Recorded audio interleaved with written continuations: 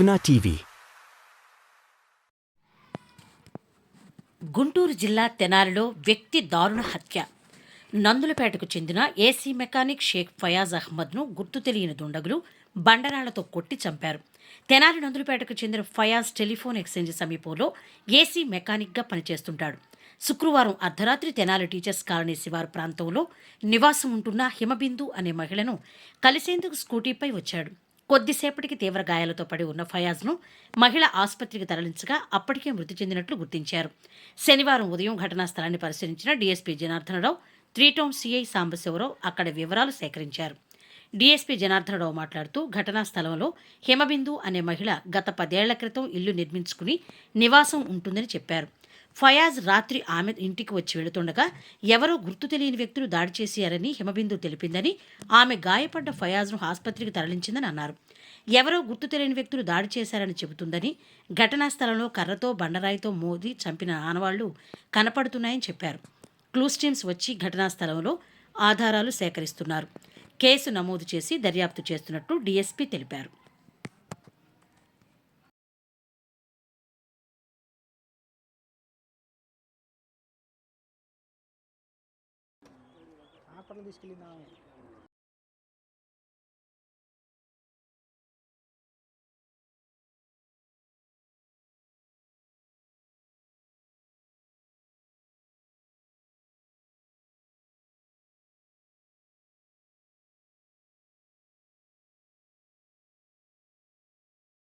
పరిధిలో అవుట్స్కట్స్లో ఈ lecturers colony ఉంది. ఈ ఎడ్లలింగయ్య కాలనీకి రైల్వే ట్రాక్ మధ్యలో ఇది కొత్తగా రీసెంట్గా డెవలప్ అవుతున్న ఏరియా. ఇక్కడ హిమబిందు అనే ఆవిడ లాస్ట్ 10 years బట్టి ఇల్లు కట్టుకొని ఉంటున్నారు. ఈ చనిపోయిన ఫయాజ్ అనే అతను రాత్రి ఇంటికి వచ్చాడు. అతను ఏసీ మెకానిక్గా పనిచేస్తాడని చెబుతున్నారు.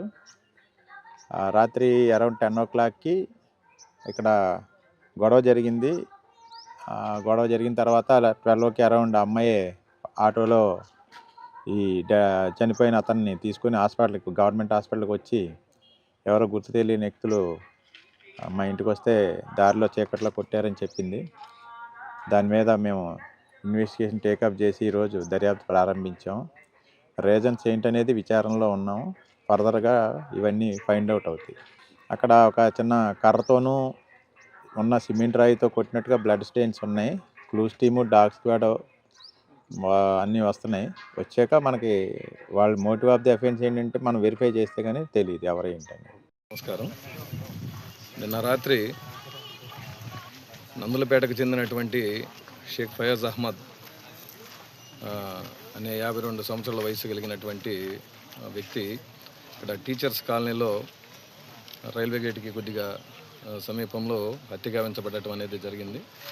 దానికి సంబంధించి వారి కుమారుడు ఇచ్చినటువంటి కంప్లైంట్ మేరకు కేసు నమోదు చేసుకొని దర్యాప్తుని శీఘ్రతరం చేసి కొంతమంది విట్నెసెస్ని ఎగ్జామ్ చేసుకొని సైంటిఫిక్గా కూడా కొంత మెటీరియల్ ఎవిడెన్స్ కలెక్ట్ చేయాల్సి ఉంటుంది కాబట్టి డాగ్ స్క్వాడ్ని, అదేవిధంగా క్లోజ్ టీమ్ని, మెడికల్ వింగ్ సంబంధించి ఎఫ్ఎస్ఎల్ వింగ్ను కూడా ఇక్కడ పిలిపించి కొద్దిగా ప్రాథమిక సాక్ష్యాలు కొద్దిగా సేకరించుకోవడం అనేది కొంత జరిగింది.